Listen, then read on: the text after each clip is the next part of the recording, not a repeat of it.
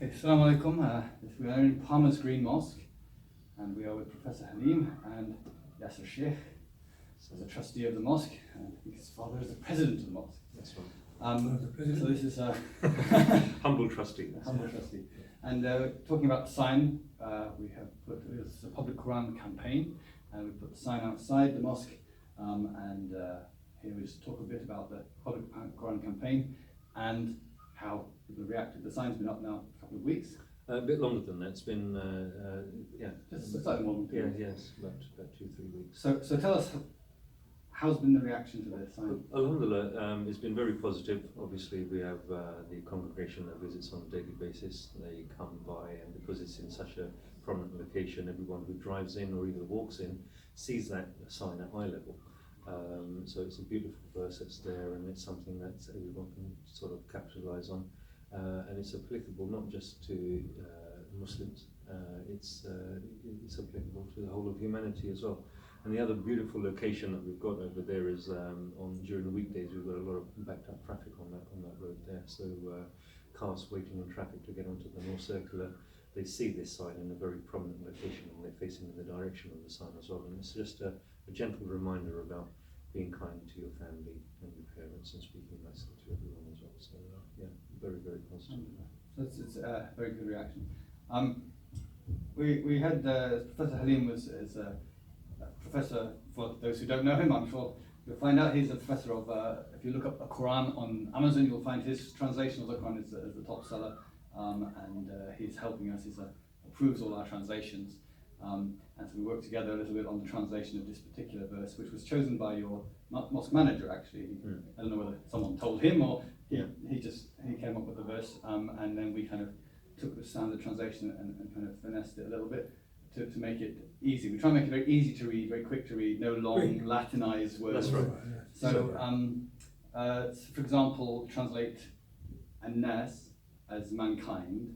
This is how it was originally presented, but this is a kind of archaic way of translating it. So we've just said people. And there was, I remember when we were talking about the translation, we talked about establishing the prayer, which is the phrase in Arabic.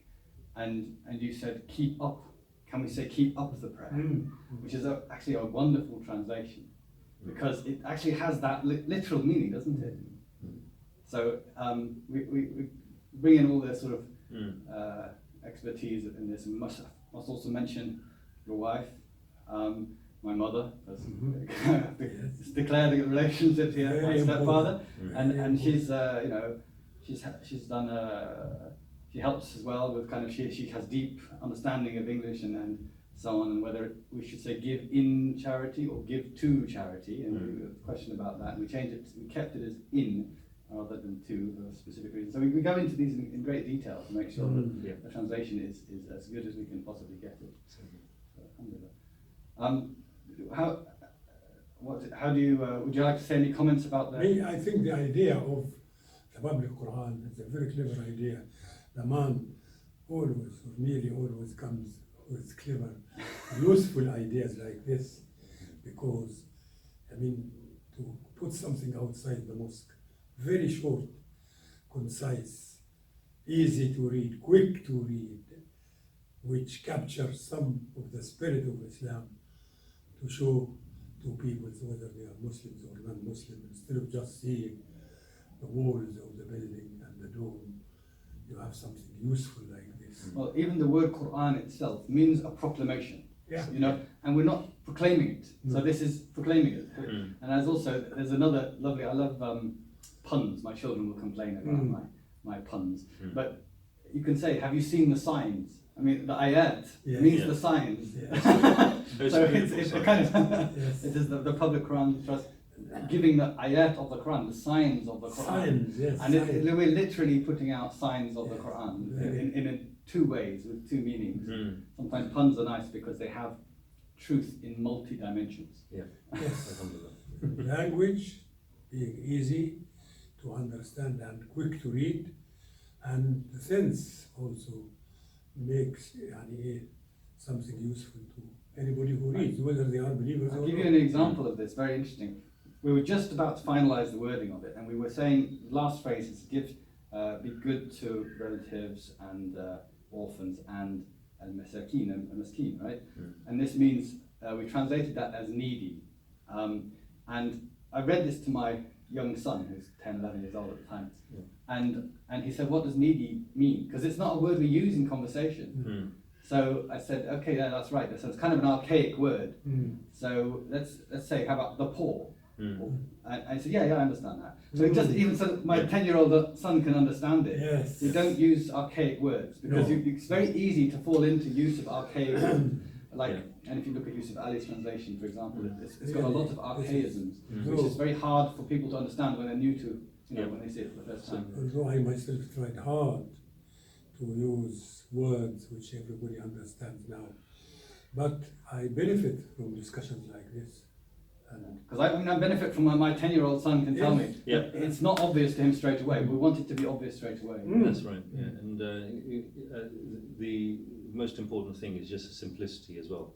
We want to get rid of this barrier between Islam being complicated and the Quran being complicated as well, even to the non-Muslims as well. Yeah. And I mean, I've given your translation to non-Muslim friends of mine, and they love it.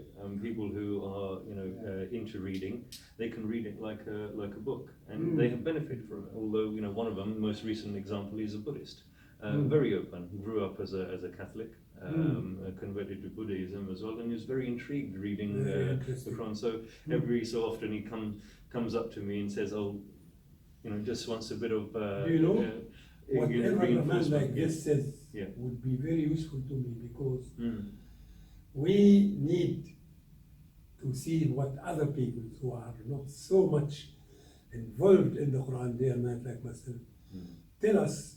We see things through their eyes, Yes. and it helps us to make our language even more. It's always the case when you get very into a text, like if you edit a text for somebody, after a while your mind starts skipping through it. It doesn't read the whole text. Yeah. So that's why it's always good to have fresh pairs of eyes looking at it all the time. And everyone sees something new. We all kind of bring to the Quran what our own understanding is.